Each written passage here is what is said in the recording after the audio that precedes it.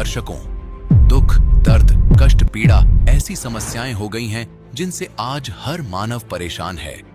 और यदि यही कठिनाइयां हद से ज्यादा बढ़ जाएं, तो जीवन जीना मुश्किल हो जाता है। यहाँ तक कि व्यक्ति मृत्यु को गले लगाने तक के विचार करने लगता है। ऐसी ही विकट परिस्थितियों से बाहर उभर कर आए हैं उड़ीसा राज्य के संजय जी। ये अपनी परंपरागत साधनाओं में लिप्त थे, व्रत करते थे और देवी देवताओं की पूजा भी बहुत श्रद्धा से किया करते थे, लेकिन फिर भी मानसिक और शारीरिक रूप से बहुत दुखी थे। दमे की बीमारी से जूझ रहे थे, जिसकी दिन में 8 से 10 बार दवाई लेते थे। यहां तक कि एक दिन इन्होंने तंग आकर इन परेशानियों से निजात पाने के लिए आत्महत्या करने की ठान ली थी। पर अचानक उसी दिन इनको प्रेरणा हुई कि कबीर साहिब जी के विषय में सर्च किया जाए।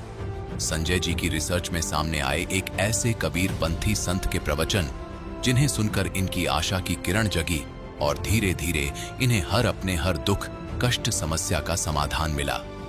दर्शकों, वो कबीरपंथी संत रामपाल जी महाराज जी हैं, जिनसे नाम उपदेश लेने के उपरांत इनकी सारी दवाइयां बंद हो गईं। इनको सतलोक के दर्शन हुए, भयंकर रोड एक्सीडेंट में इनका बचाव हुआ, इनका दुखी जीवन सुख में परिवर्तित हो गया।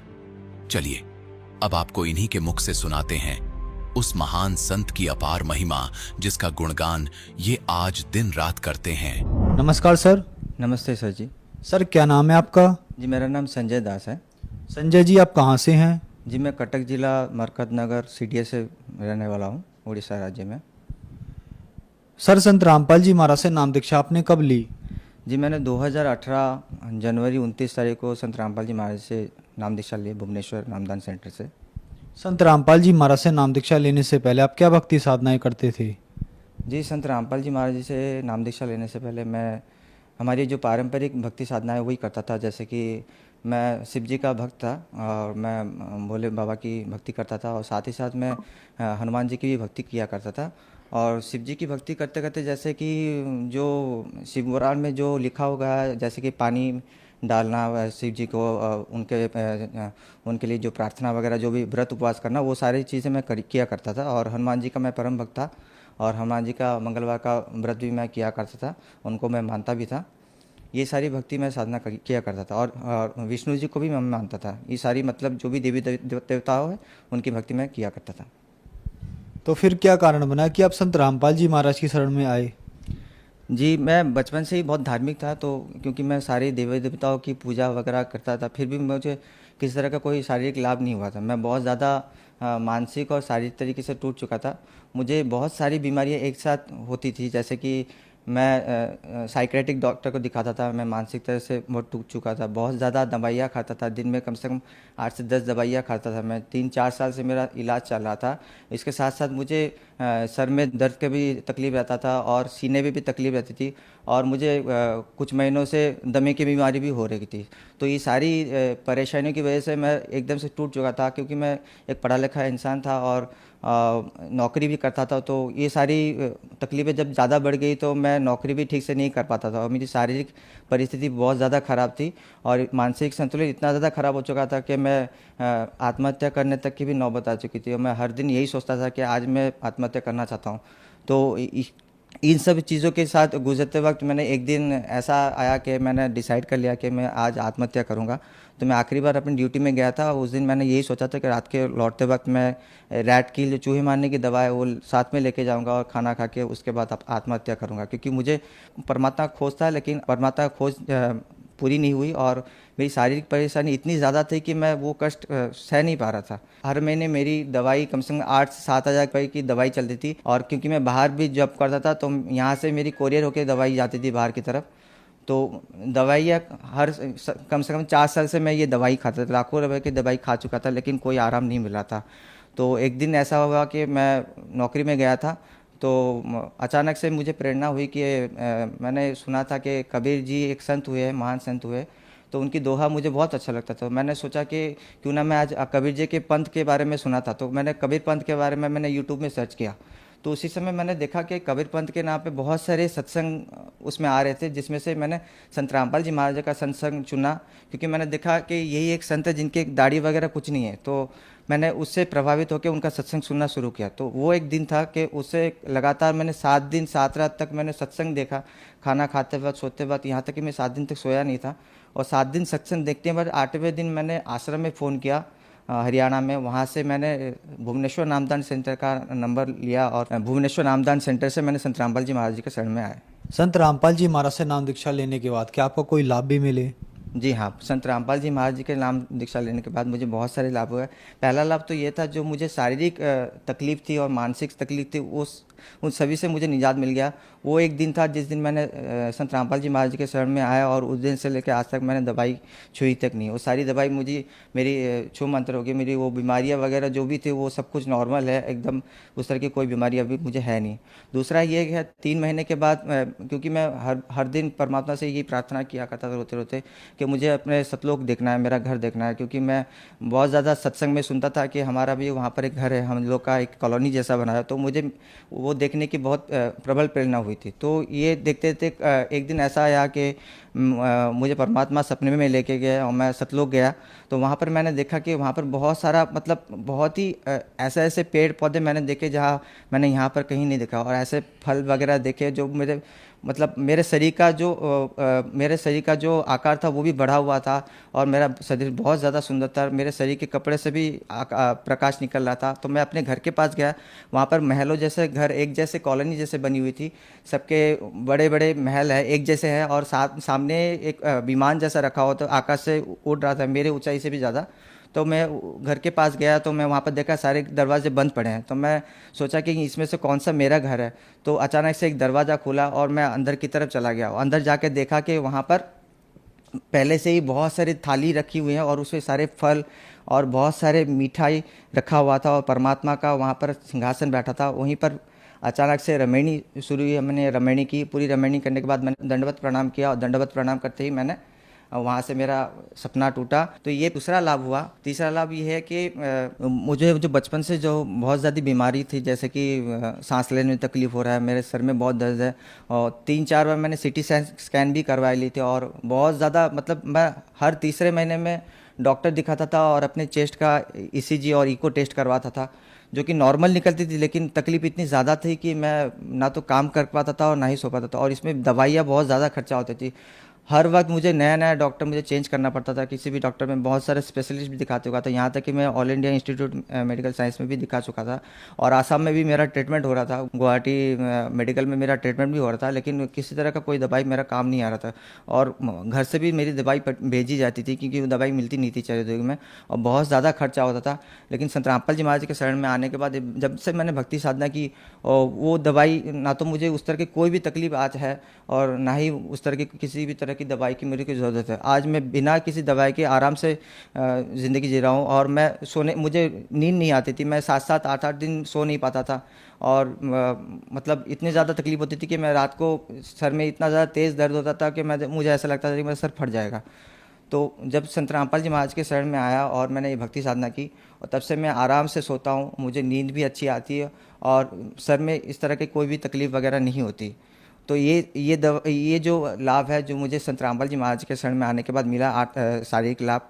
और कुछ ऐसे लाभ है, जैसे कि मेरा एक बार सीवियर एक्सीडेंट हुआ था, जो मैं संत रामपाल जी महाराज के शरण में था, और 6 महीने के बाद मैं आश्रम से लौट रहा था, अपने काम से घर को लौट रहा था। उसी वक्त एक दोस्त मेरे साथ थे, वो स्कूटी में चला रहे थे, और हमारी स्कूटी 70 की स्पीड पे थी, और हम NH पे जा रहे थे। उसी वक्त पीछे से एक बाइक आई और उन्हें टक्कर मारी, मेरे लेफ़्ट साइड में टक्कर मारी, और लेफ़्ट साइड में इतनी ज़ोर की टक्कर थी कि जो मेरा दोस्त बैठा हुआ था वो छिटक के रोड के दूसरी तरफ गिरा, और उनका हेलमेट 2 टुकड़े हो गए।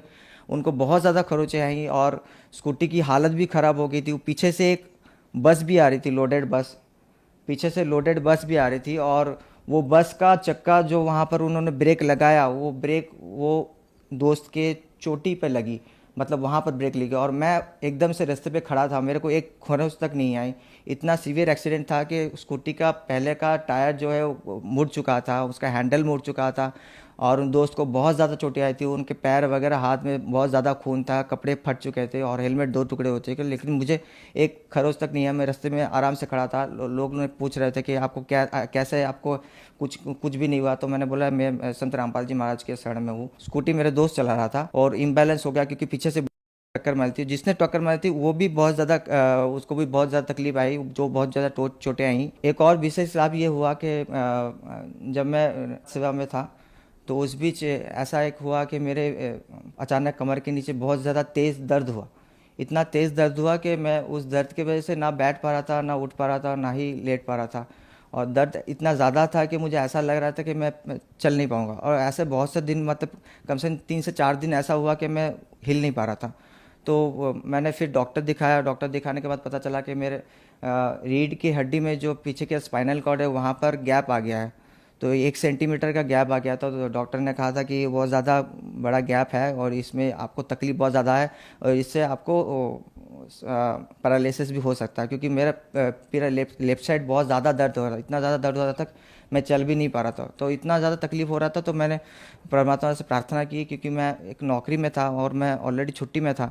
तो संत रामपाल जी महाराज से प्रार्थना की और उनसे कहा कि मेरा ये बहुत ज़्यादा तकलीफ़ है और मेरे पास छुट्टी नहीं है, क्योंकि मैं एक प्राइवेट जॉब में जॉब करता हूँ। तो वहाँ पर ज़्यादा से ज़्यादा 7 दिन की छुट्टी देंगे और मैं जिस तरह से तकलीफ़ में जा रहा हूँ, मुझे नहीं लगता मैं और काम कर पाऊँगा।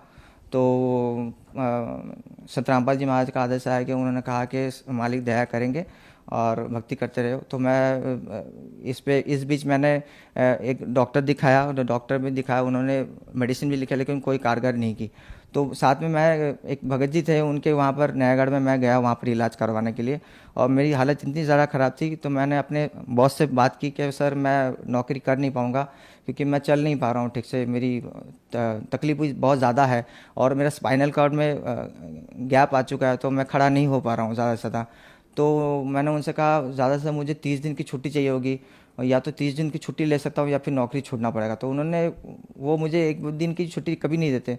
तो उस दिन उन्होंने कहा कि ठीक है संजय, तुम छुट्टी ले लो 30 दिन की और आराम करके एक बार में आना, बस रिपोर्ट दिखा के लाना। तो मुझे इतनी खुशी हुई, मैं उस हालत में नयागढ़ गया, वहाँ पर जाके इलाज करवाने के लिए कोशिश की, वहाँ पर मालिश वगैरह करवाने की कोशिश की। लेकिन मालिश करने पर मुझे तेज़ दर्द और ज़्यादा बढ़ गया, इतना ज़्यादा बढ़ गया कि मैं तो फिर भी थोड़ा बहुत चल रहा था, उसके बाद मैं चल भी नहीं पाया, ऑटो से जाना आना हो रहा था।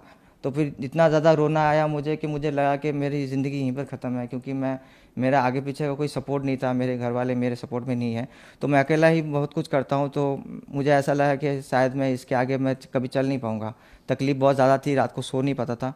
तो उस दिन परमात्मा से प्रार्थना की कि परमात्मा अगर हो सके तो मेरी इस तकलीफ़ को दूर करो या फिर मेरे प्राण ले लो, क्योंकि मैं ये तकलीफ़ सह नहीं पा रहा। तो उस दिन मैं वहाँ से पैदल चला, वहाँ से लेके जहाँ पर मालिश कराने जाते थे वो 1 किलोमीटर का रास्ता है। तो वहाँ से मैं पैदल चल के 1 किलोमीटर गया, मुझे पता भी नहीं चला कि मेरे कमर में दर्द भी है।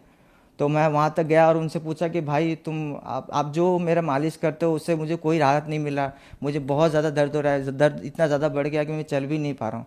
तो मेरे मुँह पे देख रहा था और हंस रहा था, भाई तुम क्या बोल रहे हो, तुम तो खुद वहाँ से पैदल चल के आए हो, अभी वहाँ से यहाँ तक 1 किलोमीटर का रास्ता है, तुमको दर्द हुआ? तो मैंने कहा हाँ दर्द तो नहीं हुआ। तो बोला आपको तो दर्द नहीं हुआ, फिर तो ठीक हो गया आप। फिर मैंने वो चेकअप करवाया और फिर चेकअप में पता चला कि मेरे जो स्पाइनल में जो गैप था वो गैप है ही नहीं। वो उसकी रिपोर्ट भी हमारे पास है और मैं पहले को उसके बाद की रिपोर्ट भी रखी हुई है और रिपोर्ट आप देख सकते हो, उसमें पूरी दी गई है कि उसमें जो गैप है उसकी वजह से स्पाइनल में प्रॉब्लम थी। वो प्रॉब्लम अभी मैं उसको सही से जानकारी करने के लिए मैं खुद अभी कोशिश करता हूँ, लेकिन मुझे किसी तरह की कोई भी तकलीफ स्पाइनल में आती नहीं है। मैं एकदम से स्वस्थ हूँ और वही 10-10, 12-12 घंटे मैं खड़ा होकर काम करता हूँ, हर तरह का काम कर सकता हूँ, लेकिन मुझे कोई तकलीफ नहीं है पीछे की तरफ से। संजय जी, आपने संत रामपाल जी महाराज से नाम दीक्षा ली और आपको बहुत सारे लाभ प्राप्त हुए। आप उड़ीसा राज्य में रहते हैं और उड़ीसा में देवी देवताओं को बहुत मानते हैं, उनकी पूजा ज़्यादा होती है। तो क्या संत रामपाल जी महाराज से अगर नाम दीक्षा लेनी पड़ेगी तो देवी देवताओं की पूजा छोड़नी पड़ती है? हमारे यहाँ पर बहुत ज़्यादा देवी देवताओं को मानते हैं, दूसरे वगैरह देवी देवता, लेकिन संत रामपाल जी महाराज जो भक्ति साधना बताते हैं उसमें उन देवी देवताओं को भक्ति करने की सही विधि बताते हैं, सही मंत्र बताते हैं। तो संत रामपाल जी महाराज देवी देवताओं की भक्ति छुड़ाते नहीं हैं, बल्कि उनको उनसे लाभ लेने के लिए सही मंत्र और वेद मंत्र वगैरह बताते हैं, जिससे हम उसकी भक्ति कर सकें। जो हमारे यहाँ पर जो लोग साधना करते हैं उनको सही लाभ लेने के लिए संत रामपाल जी महाराज से शरण में आना पड़ेगा और उसी देवी देवताओं के सही मंत्रों के जाप करना पड़ेगा, तभी उनको उनका सही लाभ मिल पाएगा। संत रामपाल जी महाराज से नाम दीक्षा कैसे ली जा सकती है? जी, संत रामपाल जी महाराज से नाम दीक्षा लेने के लिए अभी बहुत से चैनल्स में सत्संग आते हैं। सत्संग चलते वक्त उसके नीचे पीली पट्टी चलती है जिसमें आश्रम का नंबर लिखा होता है। उस नंबर पे आप फ़ोन करके आप वहाँ से आपके जिला अपने के एरिया में जो नामदान सेंटर है नज़दीकी, वहाँ पर जाके आप संत रामपाल जी महाराज से नाम दीक्षा ले सकते हैं। धन्यवाद सर। सर